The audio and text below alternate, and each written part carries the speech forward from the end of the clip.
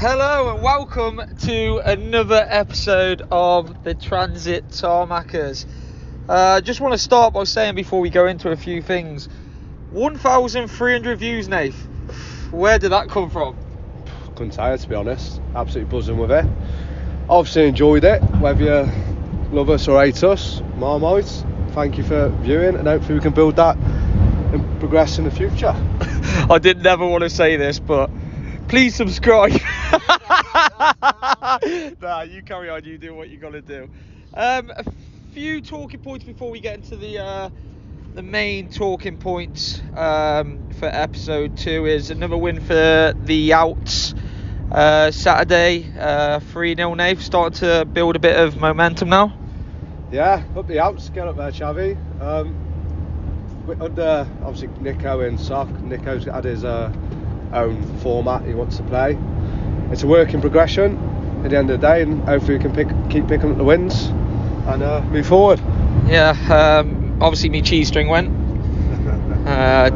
Scored and my cheese string went, but hopefully just a couple of weeks out and I'll be back for that. So the two talking points that we're going to focus on today, Alvechurch's amazing run all the way to the first round of the FA Cup, which is an amazing achievement, and Bromsgrove, one of your former sides, Nath, now got a new manager, and a bit about your time there and your relationship with the fans. Bromsgrove fans, like I said, I might love and hate. I'll start off with wishing Mike McGraw the best, Macca. Good lad, very good football player, and I do want him to succeed. In terms of the fans, everything was great at the start, where we was obviously succeeding, got promotion up to step 3, started off absolute flyer, second in the league at one point.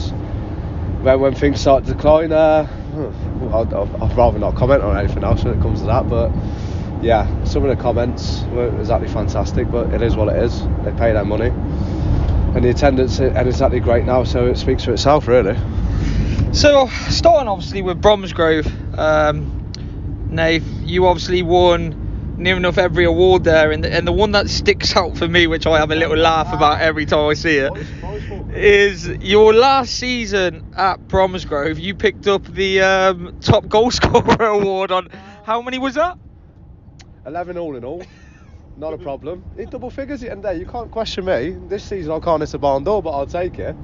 It's on the coffee table, put my feet up when I watch telly. I look at it every day. It reminds me of obviously my accomplishments at the club. So yeah, I said that's the one I'm most proud of, in all fairness. So yeah, I must admit, I've come to your house a few times, and there's nothing on the coffee table apart from that trophy.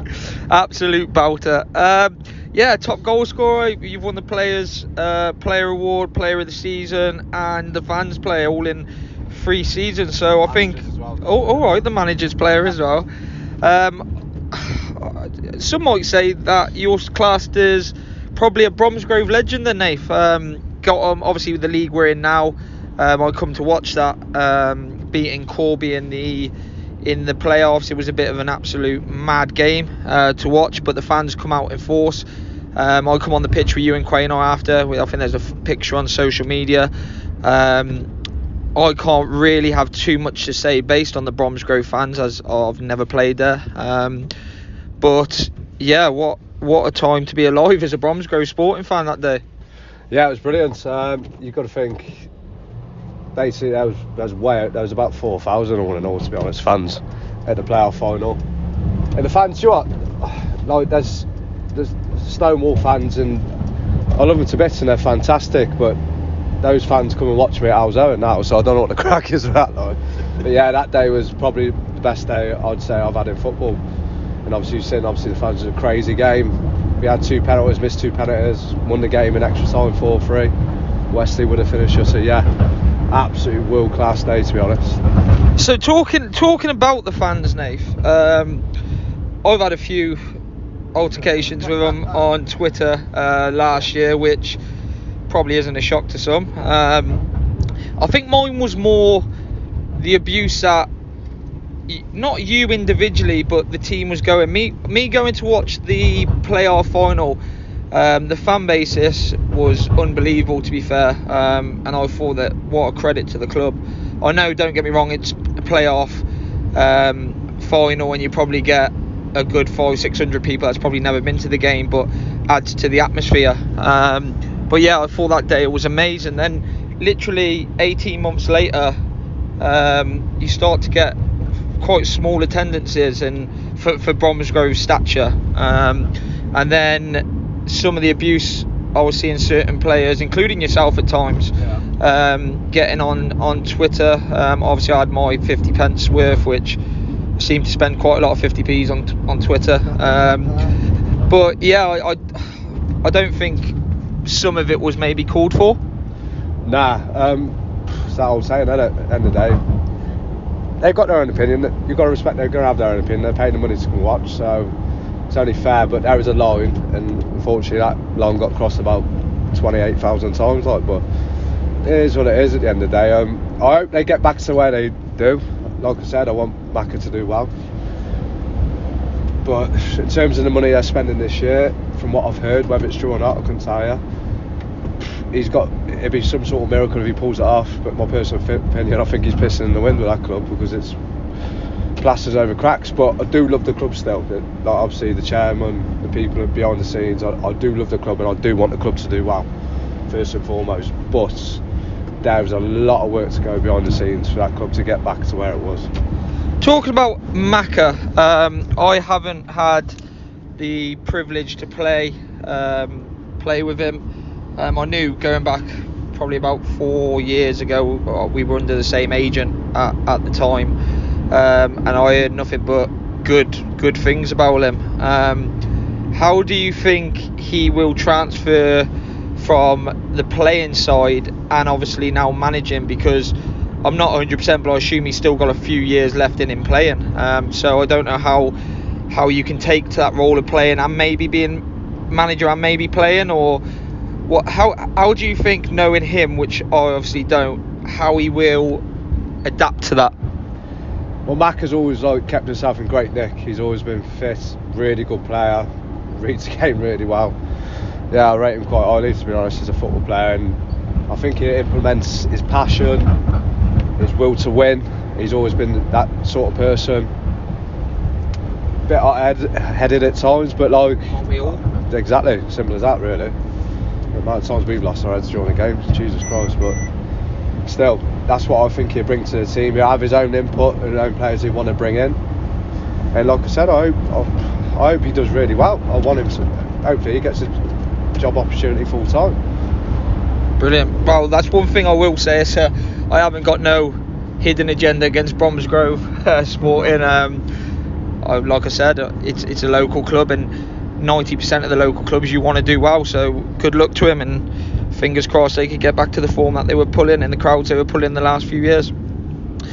So our second thing we're going into, Alvechurch, and now in the first round proper of the FA Cup. Just a few games to get to that point.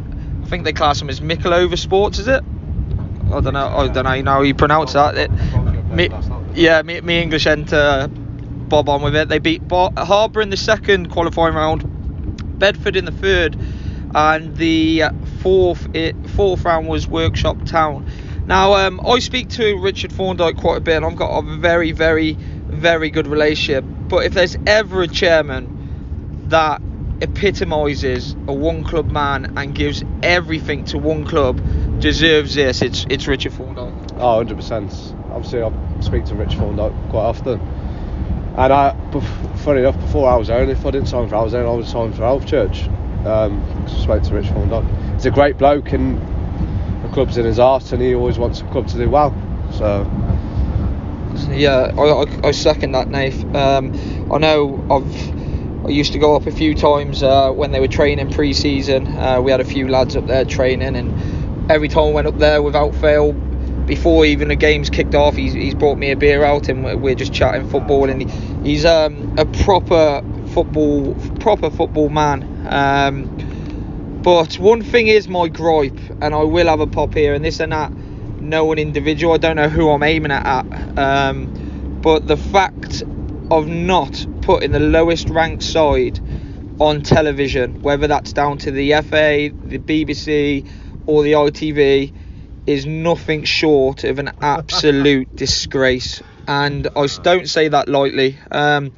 Imagine the first time in 49 years getting to the first round proper and not getting the TV rights. They would have earned roughly 50k now for getting that televised event, and instead they seem to want to give it to a team like Wrexham, which I'm sure they don't need the 50k. That 50k could have potentially set up Alvechurch for the next 4 or 5 years.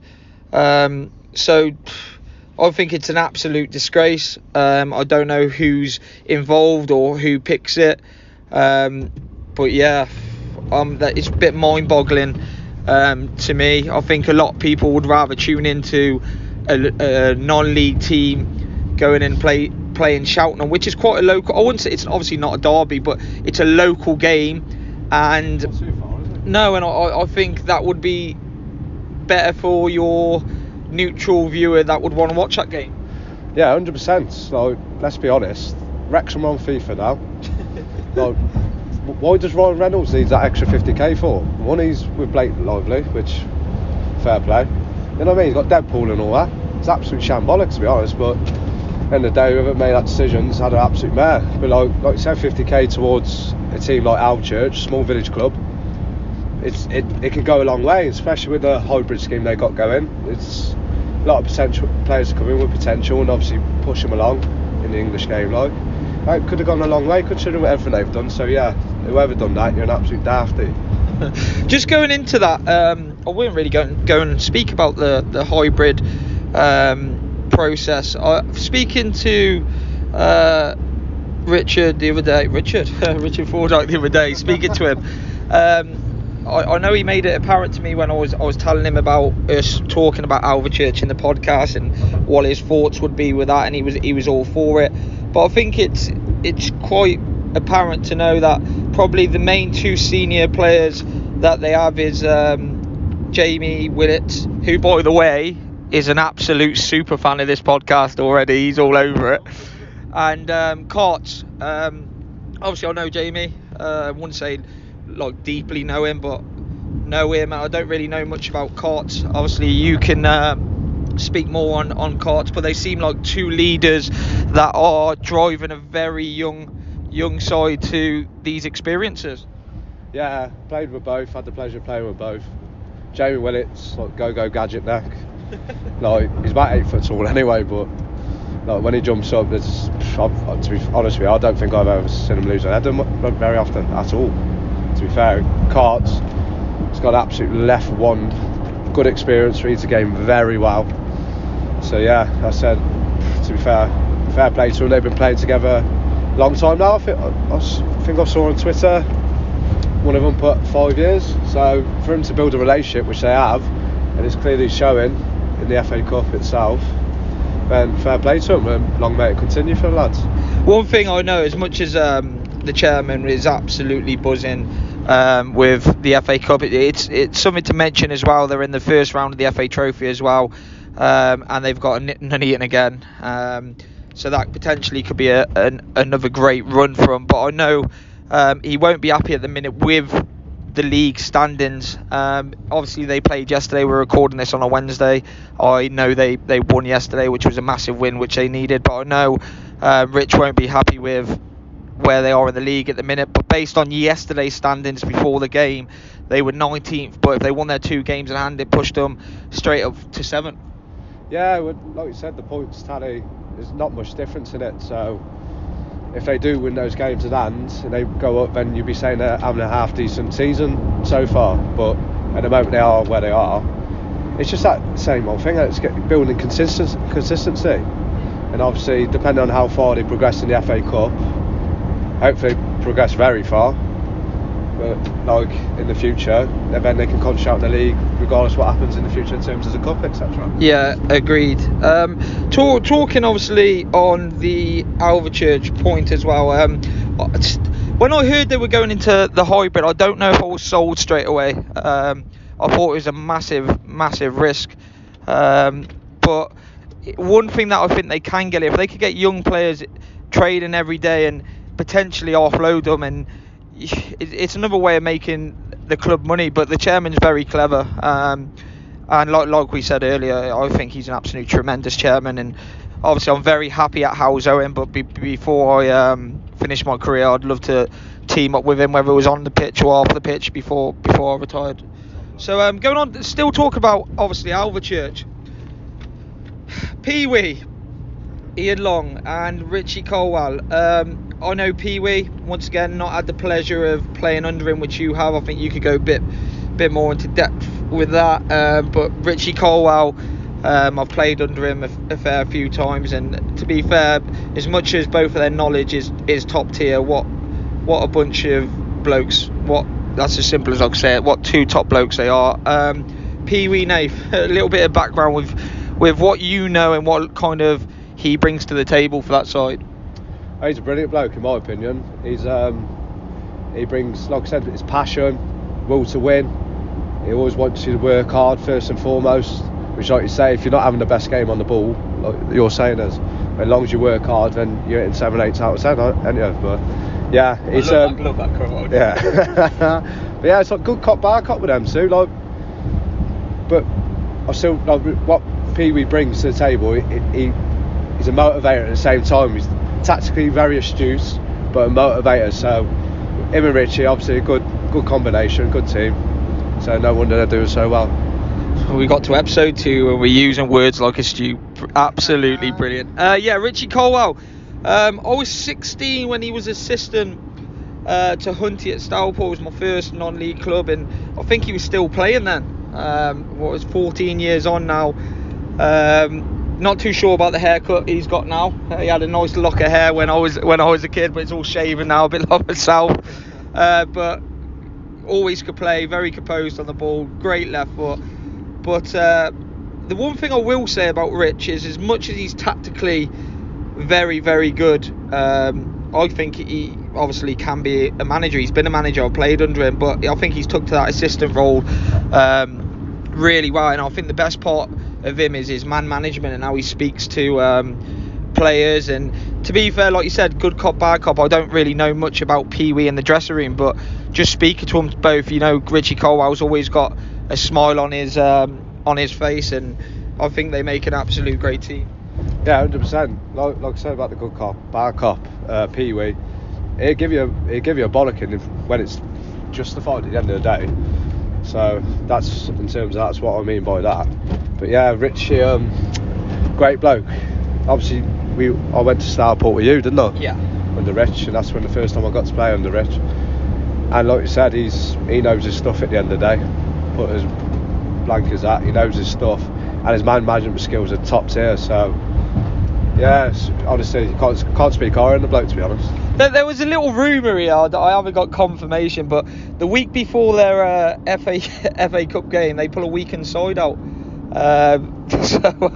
They put their better players, in brackets, didn't play, always on the bench. So I don't know who come up with that, but it was an absolute genius move. I think one thing before we wrap this up, one thing I do want to end on is just saying, look, going up to Cheltenham and getting a result is going to be something very minor chances of doing, but I hope, and this is coming from the bottom of my heart, I hope they pull it off, and maybe they give them the next round on television, because once again I want to reiterate, it's an absolute disgrace that you're not putting this club literally on the telly. It could be another 50 years before Alvechurch get another first round. Let's hope that don't happen. But yeah, I think from both of us, Nathan, all we do is wish them all the luck in the world, and fingers crossed that they can pull this upset up and carry on this magic of the FA Cup. Yeah, hopefully, mate. All the best, Chavez. Go and get the win for the boys, and then hopefully see you in the second round on TV. Great. Well, we are now, Nate, obviously in the old before. Anyway, one thing I would like to say, we all know it's not a transit, guys. It just kind of it's a sprinter, but it kind of went. So leave it out, innit? Leave it out. But yes, we're on the way to Shrewsbury now. It's 10 a.m. on a Wednesday. Once again, we hope you're enjoying these little things. They will continue if it is. And can we beat 1,300 views? That's the target. But yeah, we will bring anything in non-league that's happening. We're bringing the best from a view of people that's playing in them leagues, and it's not always going to be nice to hear, but we're just going to be honest with everything. And if you like that, great, and if you don't like that, tough. That's just kind of how it is. But yeah, thanks. It's been amazing as always. Nath loves this podcast. If he's honest, he looks forward to a Wednesday at work now. World class. I can't wait. I don't even want to go football. I'd rather just do a podcast on Saturday. Right, It's been emotional. Peace out, love.